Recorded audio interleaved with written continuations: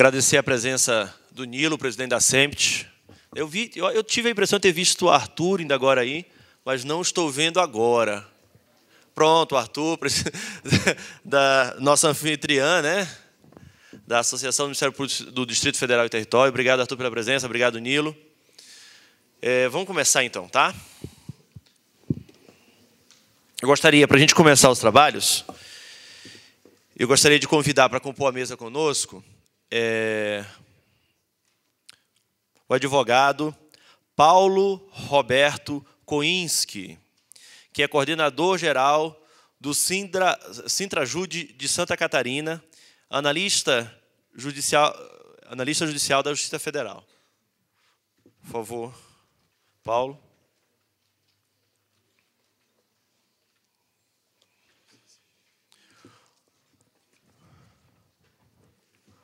Convidar também o Alexandre Melchior Rodrigues, que é analista do TRE de Santa Catarina. Alexandre.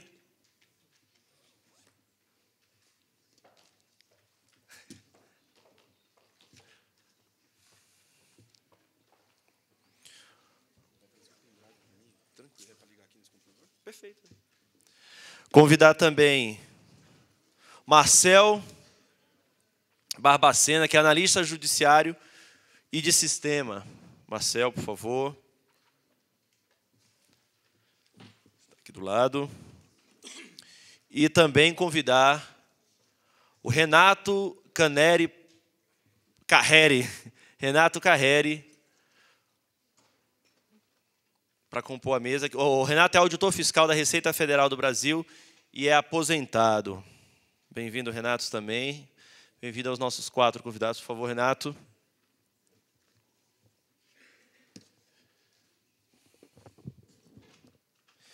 Em nome da Diretoria Executiva Nacional Interina do Sinasempo, eu dou as boas-vindas aos nossos convidados, a todos os colegas presentes. A gente registra que temos colegas aqui de São Paulo, de Rondônia, que eu tenha visto, eu vi São Paulo e Rondônia de fora. Se tiver alguém mais, Manaus, né? A gente agradece a presença de todos. E o intuito desse nosso evento de hoje é a gente aprofundar a discussão do nosso sistema remuneratório. A nossa categoria vem vivendo há algum tempo, né, a síndrome da desvalorização.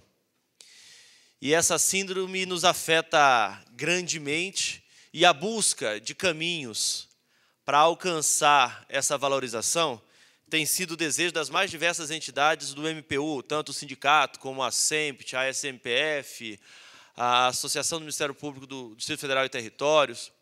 Todos têm buscado mecanismos para alcançar essa valorização.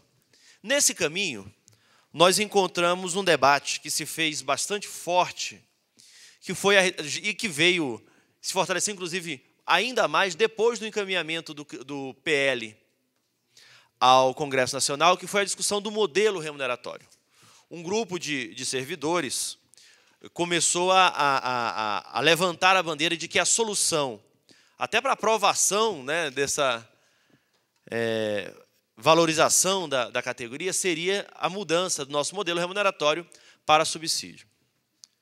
Houve um certo receio nessa discussão no início, mas desde dezembro, com o momento que a diretoria executiva atual do Sinasempo assumiu, nós entendemos que a melhor forma de unificar a categoria era assumir de vez esse debate.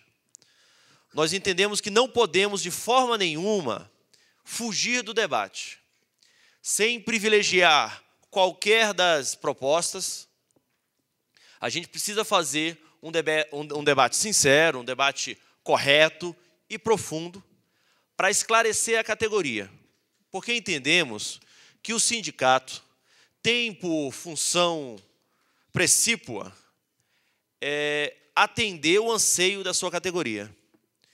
Nós não concordamos com a tese de que uma vanguarda entendida de 3, 4, possa decidir em nome dos quase 20 mil que somos em toda a nossa base. Portanto, o Sinasempo, com o objetivo de unificar a categoria e efetivamente realizar o desejo dessa categoria, assumiu esse debate. Nós já temos feito algumas ações práticas nesse sentido, a exemplo das matérias publicadas no site, do Conscientizando, que é o nosso boletim especial tratando das duas formas de remuneração, né, das duas propostas que nós temos quanto ao modelo remuneratório. E esse debate hoje que a gente espera que seja bastante esclarecedor e que ajude a nossa base, a nossa categoria a formar opiniões embasadas. Todos nós temos opiniões apaixonadas, né? Tanto numa proposta como outra.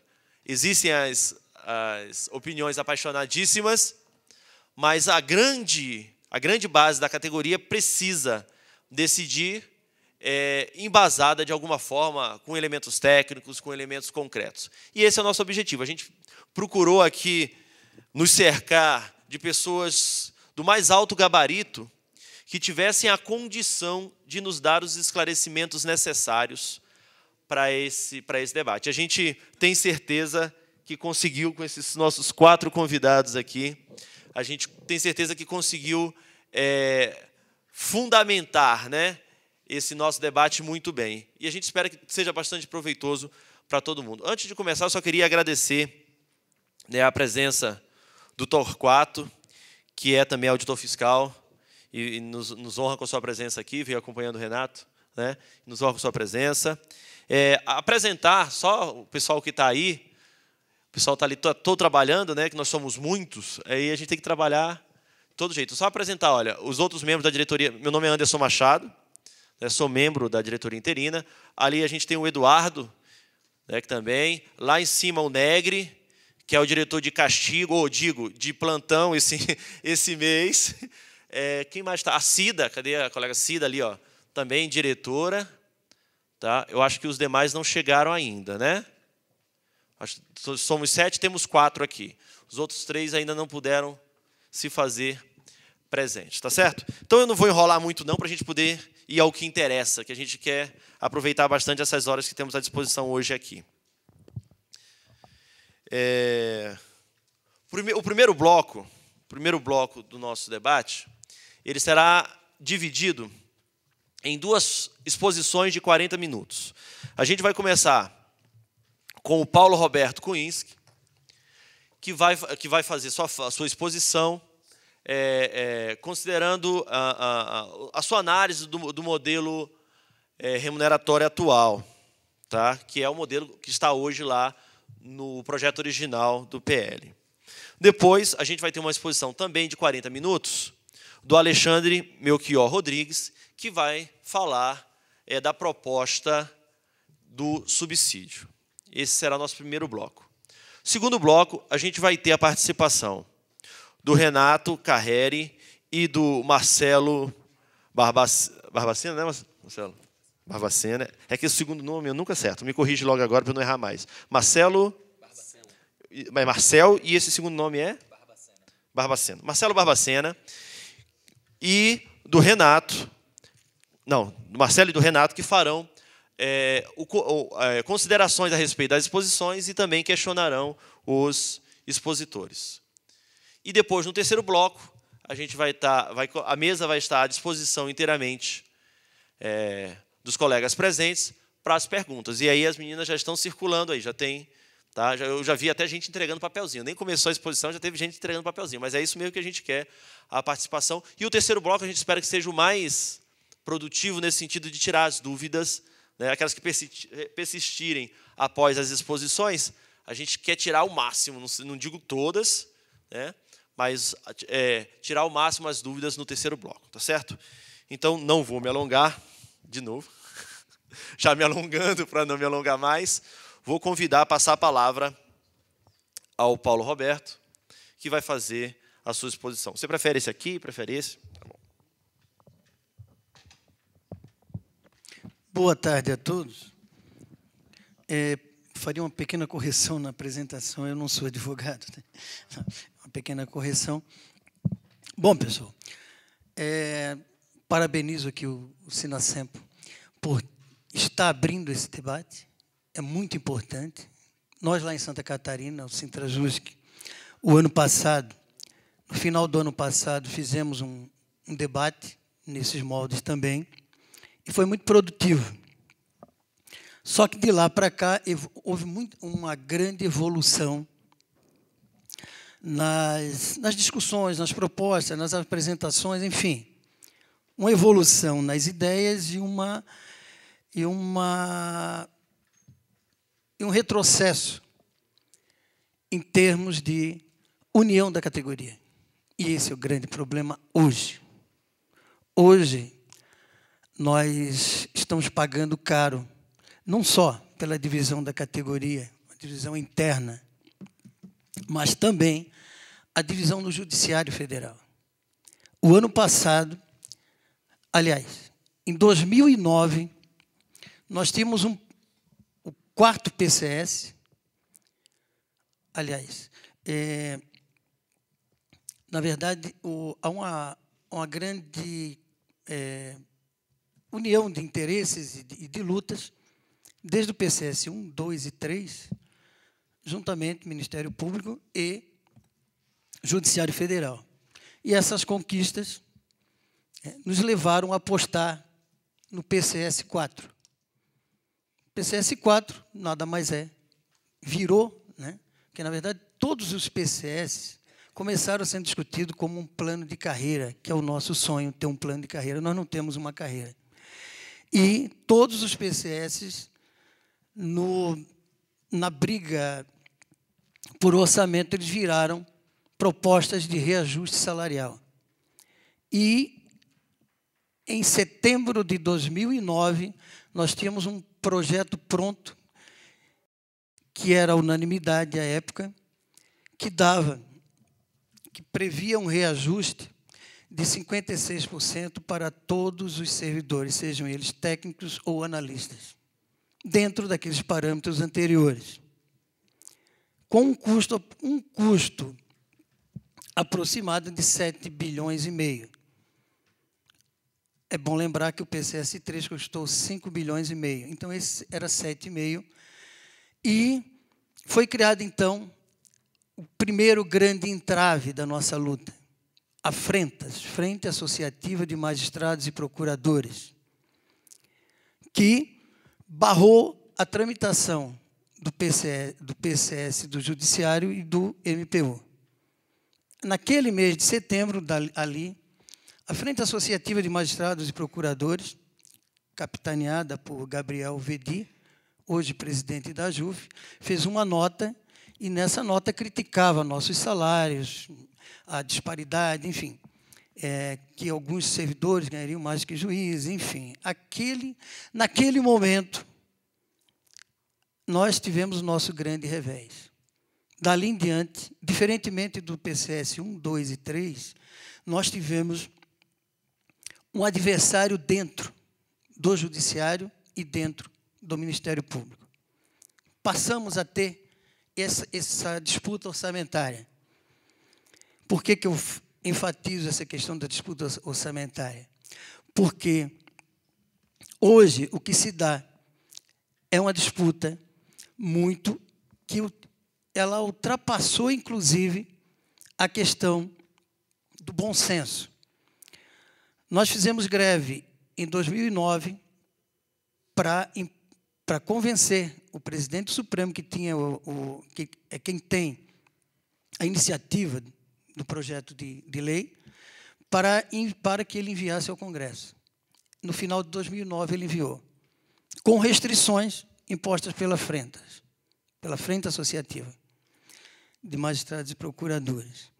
Naquele momento, nós perdíamos um final de ano. Chegou, então, na Câmara esse projeto. Na Câmara, mais enfrentamentos tivemos. Esse projeto ele se tornou muito mais complicado, tanto o 6613 do Judiciário quanto o 6697 do MPU, por influência da Frente Associativa de Magistrados e Procuradores. Nós estamos nessa disputa orçamentária. E no final desse ano, de 2010, Os magistrados e procuradores não tiveram o reajuste que achavam que teriam, que seria 14,7%. Moral da história. Eles também tinham um projeto e o governo também não concedeu o projeto deles. Moral da história. Agora, a Frentas está flertando com os movimentos dos servidores, tanto do MPU quanto do Judiciário Federal. E Gabriel Vedi, que foi nosso carrasco lá em 2009, hoje diz que reina a plena harmonia entre magistrados e servidores. E nos convida, inclusive, para participar de mobilizações conjuntas. Cabe à categoria decidir se a gente deve ou não acreditar nessa proposta. Isso lembra até uma frase do Cazuza: mentiras sinceras me interessam. Então, eles estão nos chamando de amigos agora, os magistrados e procuradores. Fora essa divisão interna, aliás, essa divisão interna com os magistrados, há a proposta do subsídio. A proposta do subsídio, ela está dentro de um projeto maior. Eu fiz uma especialização em gestão pública e aquela época, a época do... Isso lembra, aliás, o nascedouro esse projeto faz parte do nascedouro de uma ideia. Na época do Ministério da Administração, o MARE, Ministério da Administração e Reforma do Estado, capitaneado por Bresser Pereira, lá no começo do neoliberalismo, em que, no governo Fernando Henrique Cardoso, queria-se implementar uma reforma de Estado. E, em termos de gestão de pessoas, surgiu ali a ideia da valorização das carreiras do ciclo de gestão. É nesse contexto que está a remuneração por subsídio. Valoriza-se as carreiras de gestão, que seria, no nosso caso, os cargos em comissão e servidores da atividade fim. E cria-se uma grande disparidade com os demais servidores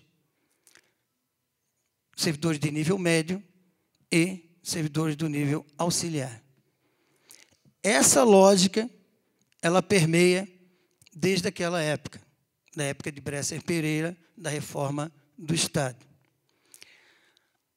E passou-se um governo, entrou, né, logo após o governo Lula, e Paulo Bernardo, ministro de Planejamento, Orçamento e Gestão, ele bebe nessa fonte. E ele impôs praticamente no Executivo a regulamentação, no Executivo Federal, a regulamentação desta forma de remuneração. E aí, eu lembro aqui, tá, que essa forma de remuneração ela não é uma tabela aleatória. A proposta de subsídio ela está dentro de um contexto maior. E esse contexto maior ele foi regulamentado pela Lei 11.890. A Lei 11.890 ela é extensa, porém, ela traz a regulamentação de todas as carreiras que são citadas como exemplo, tanto pelo site do subsídio já, quanto na emenda apresentada pelo deputado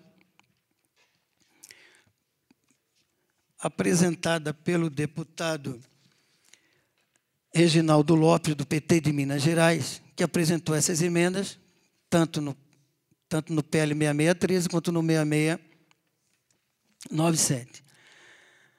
As carreiras, até vou ler na fundamentação da apresentação dessa emenda, na justificativa, nas duas emendas, né, tanto do MPU quanto do Judiciário Federal, o que é solicitado aqui, assinado por Reginaldo Lopes, é o seguinte: vislumbra-se ainda a real equiparação com as carreiras do chamado ciclo de gestão do Poder Executivo, nos colocando naquela lógica da Lei 11.890, quais sejam Bacen, SUSEP, CVM, MPOG, CGU, STN e MDIC.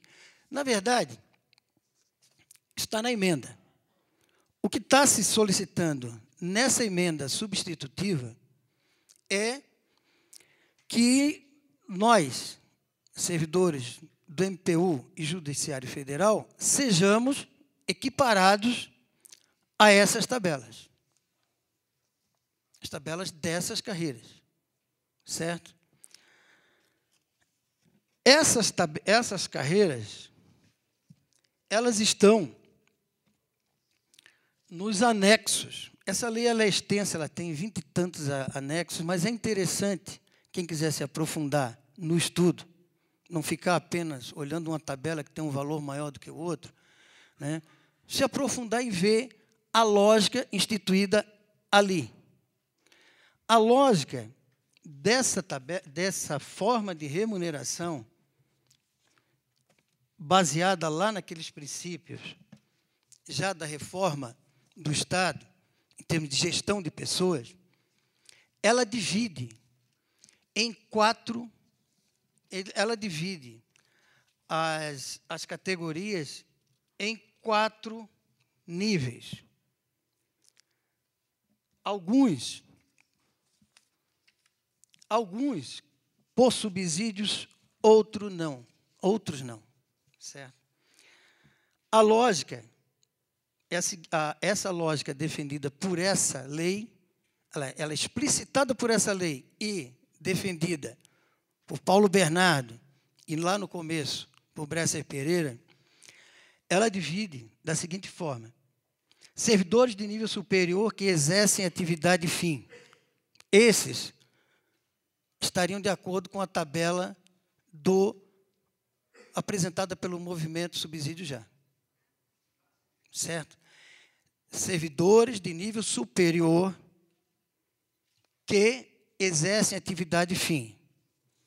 Esses valores, eles se enquadrariam nas tabelas de R$ 12.960 a R$ 18.478. Tudo bem aí, tranquilo. Só que tem o detalhe da atividade fim. A segunda categoria de servidores, que seriam os servidores de nível superior de um quadro suplementar. É criado um quadro suplementar. Nesses órgãos aqui citados como exemplo, por isso que eu cito a emenda, porque a emenda ela pede que nos enquadrem lá. Então, nós temos que saber que quadro é esse que a gente vai estar emoldurados, certo? Então,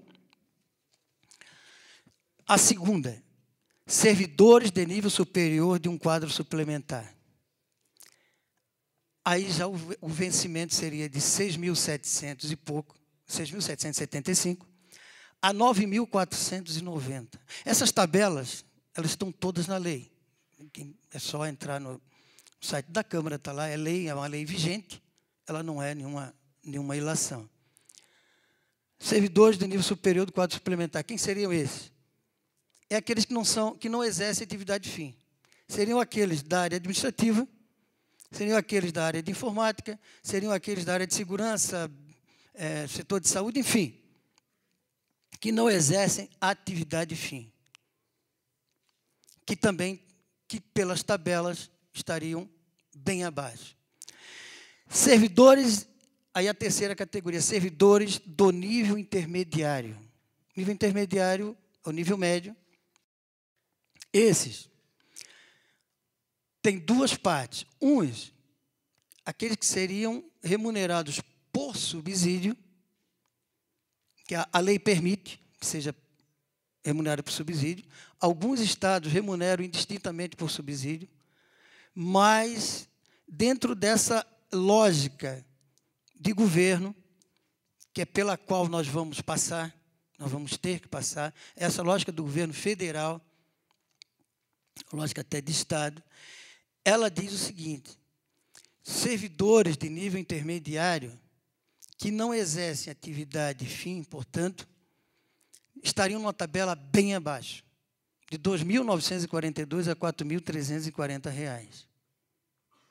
E os servidores do nível intermediário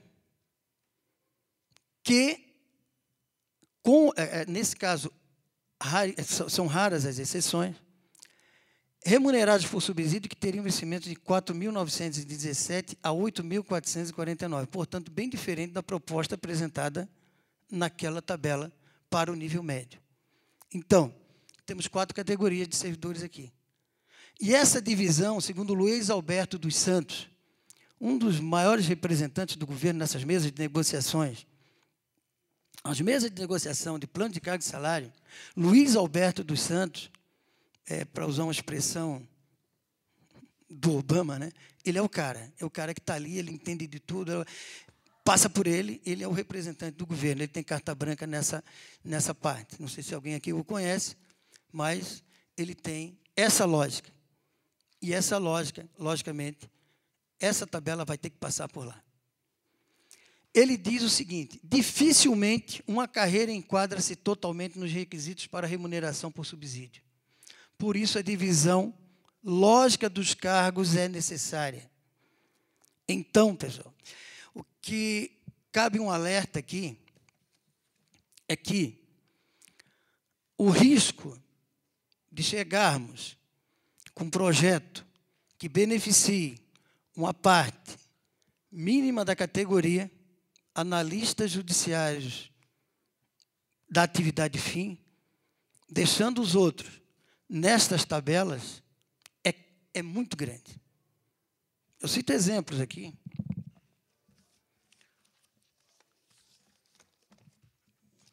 Vamos supor, Banco Central. As tabelas do Banco Central estão no anexo 6, certo? Tabela de subsídios. Valor dos subsídios para quadro de analistas do Banco Central do Brasil. Final, 18.478, conforme a tabela do subsídio. E início de carreira, 12.960. Fecha, tranquilo. É isso aí. É o que está proposto. Só que esse aqui é a atividade fim do Banco Central. Lá também existe subsídio do cargo de técnico do Banco do Brasil. Esses, a remuneração máxima, 8.449, mínima, 4.917. Não é aquela tabela apresentada. Então, é bom nós refletirmos muito em cima das tabelas que estão em vigor. Essas tabelas, eu faço novamente o alerta. As emendas, elas remetem para essa tabela. Elas não remetem para um mundo fantasioso de tabelas bonitas. Elas remetem para aqui. E pior, esse é o melhor dos mundos nessas tabelas dessas 7 carreiras apresentadas. Por quê? Porque vamos que os técnicos judiciários, tanto os técnicos, o pessoal de nível intermediário e pessoal e os servidores de nível superior que não desempenhem atividade fim, não sejam considerados para esses efeitos. Eles caem em outras tabelas piores ainda, como a da SUSEP, que é citada também como destino para nós aqui. A tabela da SUSEP, ela prevê subsídio para analista e técnico da SUSEP. Tranquilo, mesma tabela para carreira de gestão. 18.478, mínimo 12.960. Tranquilo. Só que aí, o nível intermediário lá já cai, ele não foi reconhecido para efeito de subsídio. Ele fica como vencimento. E essa tabela, ela prevê aqui o valor máximo em 1º de julho de 2010, portanto, são valores recentes, R$ 4.340. O vencimento, nós estamos falando de subsídio, que é parcela única de vencimento.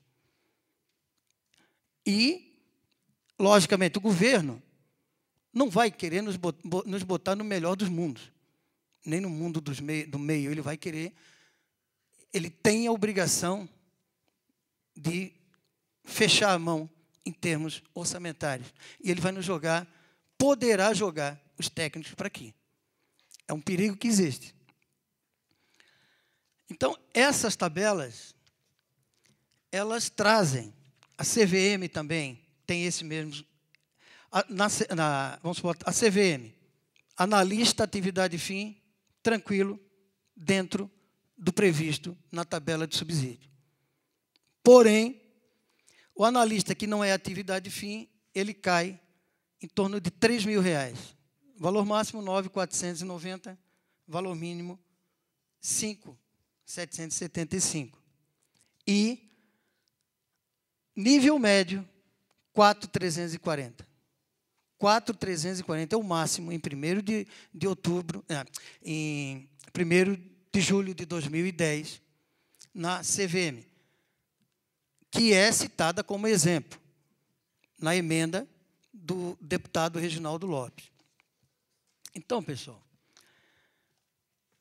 todas as carreiras apontadas como exemplo para que se opte por uma forma diferente de remuneração, elas entram nessa lógica elitista.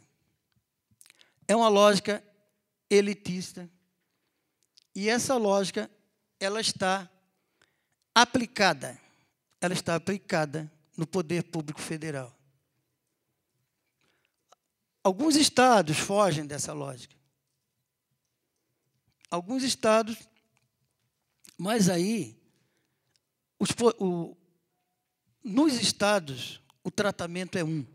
Nós estamos no tratamento federal dentro dessa lógica aqui. Falou-se que essa tabela seria do técnico da Receita Federal, analista da Receita Federal. É o nível intermediário que passou para nível superior. Não é o nosso caso. Não é o nosso caso. Nós não somos, aliás, os técnicos nossos não são cargo de nível superior. Infelizmente, o que está posto fecha com a lógica lá começada por Bresser Pereira. Esse é um dos problemas da proposta apresentada de mudarmos agora o rumo da prosa. Entrarmos com a questão da emenda do subsídio. Temos outros problemas também. A estratégia de negociação e momento político. Nós vivemos um momento político dificílimo para enviarmos esse projeto, que é da competência no caso do Judiciário Federal, do presidente do Supremo, e de vocês, do Procurador-Geral da República. Nós tivemos atrás foi o Gugel, o Jobim, enfim, o Jobim não, antes, Gilmar Mendes. Isso foi negociado com os tribunais, todos os tribunais superiores, e foi enviado esse projeto. Ali, em 2009, setembro de 2009, com a criação da Frente Associativa de Magistrados e Procuradores, a disputa orçamentária ficou clara. ficou aberta. Nós e os magistrados. Uma situação que gerou repressão nas nossas greves, lá em Santa Catarina. Os servidores da Justiça do Trabalho estão pagando dias ainda, houve uma grande repressão. O presidente do TRT, como ex-presidente da Amatra, e a Matra, filiada Ana Matra, faz parte da Frente Associativa de Magistrados e Procuradores, lá puniu a nossa greve. Puniu exemplarmente. Mandou descontar até o vale alimentação. O desconto que era para ser feito. Eu estou fazendo esse parênteses para ver o cenário que estava posto e que está posto ainda. O desconto dos dias parados poderiam ser, pela lei, poderiam ser feitos de 10% a cada mês. O presidente do TRT lá em Santa Catarina, ele exigiu tudo de uma vez só. Nós precisamos apelar para o STJ para que o STJ reformasse aquela decisão. E o clima virou esse. Eles tinham a pretensão deles de 14,7%. E nós tínhamos o nosso PCS. Foi um clima pesado. A partir do momento que essas emendas, alguém alegar que essas emendas do subsídio apresentadas ao PL 6613 e 6697 pelo deputado Reginaldo Lopes, que elas são inconstitucionais por vício de origem, porque o artigo 96 da Constituição ele é bem claro ao dizer que compete privativamente ao Supremo Tribunal Federal e aos tribunais superiores e aos tribunais de justiça, ao Poder Legislativo respectivo, observado o disposto no artigo 169, enviar os projetos de remuneração dos servidores. Por quê? Porque se a competência é privativa, essas emendas elas são substitutivas, elas não foram discutidas lá atrás, elas voltam para ser discutidas novamente com os presidentes dos tribunais superiores, inclusive do STJ, elas voltam para ser discutidas novamente pelo presidente do Supremo e o quadro hoje de disputa orçamentária é muito mais desfavorável. Vai-se discutir novamente essas tabelas. Vai-se voltar não só no tempo, mas no momento político. Perdemos o momento político do final do ano passado e, dessa vez, vamos ter um projeto atrasado por essa questão. Essa questão da inconstitucionalidade por vício de origem, ela é flagrante. A emenda do subsídio, ela é uma emenda substitutiva. Ela vai ter que ser rediscutida, sim. E basta um dos tribunais superiores chamar a discussão, ela volta. E isso vai complicar bastante a tramitação, não só dela, mas de todo um processo. Esse projeto, ele tem embutido nele a perda de direitos, de alguns direitos. Nas exposições que os servidores que representam o movimento do subsídio fazem, dizem que esses direitos representam 0, tantos por cento, 0, tanto, mas são direitos. Tem direitos ali que não estão bem avaliados. Um deles, a lógica do subsídio, ela por eliminar o direito a horas extras, nós podemos não receber horas extras, mas nós temos um horário a ser cumprido. Isso acaba com essa limitação. E tem mais um agravante nisso. Nós estamos vivendo um período em que os tribunais e o próprio MPU estão implementando metas. O servidor do Judiciário Federal já passou do ponto da capacidade de trabalho. Só que, sem essa limitação, é um direito conquistado lá mais de um século. Nós estamos abrindo mão desse direito, nós estamos abrindo mão de tantos centavos. Não é isso. É luta por direito, é uma coisa maior.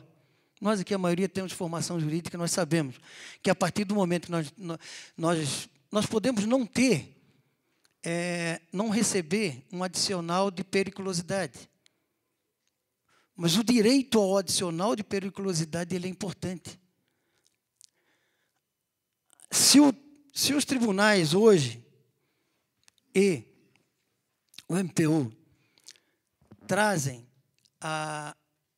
tem programas ergométricos, enfim, toda essa preocupação com a saúde do servidor, é porque há um direito conquistado.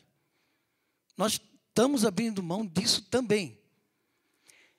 Então, na hora de valorar esses direitos que estamos abrindo mão, é bom pensar. E também é vendida uma falsa ideia de que os direitos que estão sendo vendidos são direitos, aliás, que as vantagens que se abre mão nos artigos 12º, 13º e 14º da emenda, que essas vantagens são dos antigos, não são. Adicional de qualificação é para novo e para velho. Gás, tudo que está ali, quem está perdendo são os novos e são os antigos. Essa falsa colocação entre novos e antigos afasta o foco da questão. É um movimento elitista que defende aquela política de elitização dos analistas judiciários, atividade fim. Esses sim tenho certeza que eles estarão bem nesse projeto.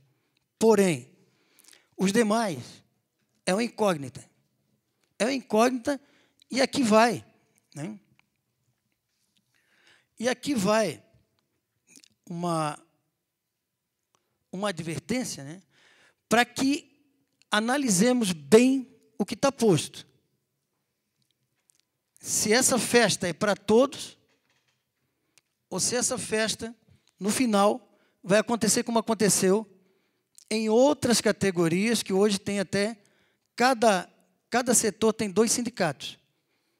O sindicato do nível superior e o sindicato do nível intermediário. Isso enfraquece também a categoria.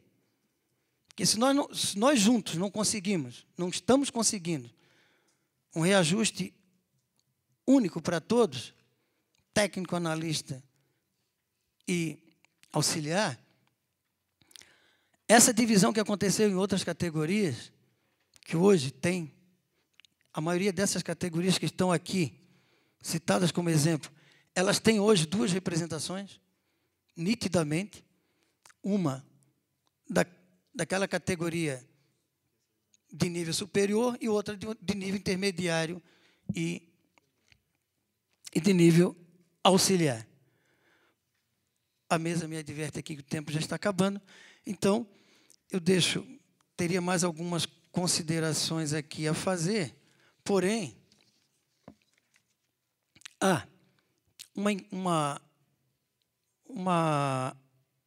uma coisa interessante que me veio agora, uma colocação.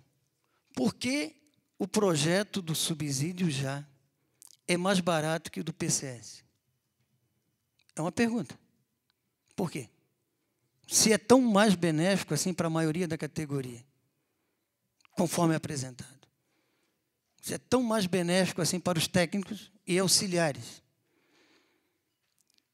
Onde auxiliar é remunerado por subsídio.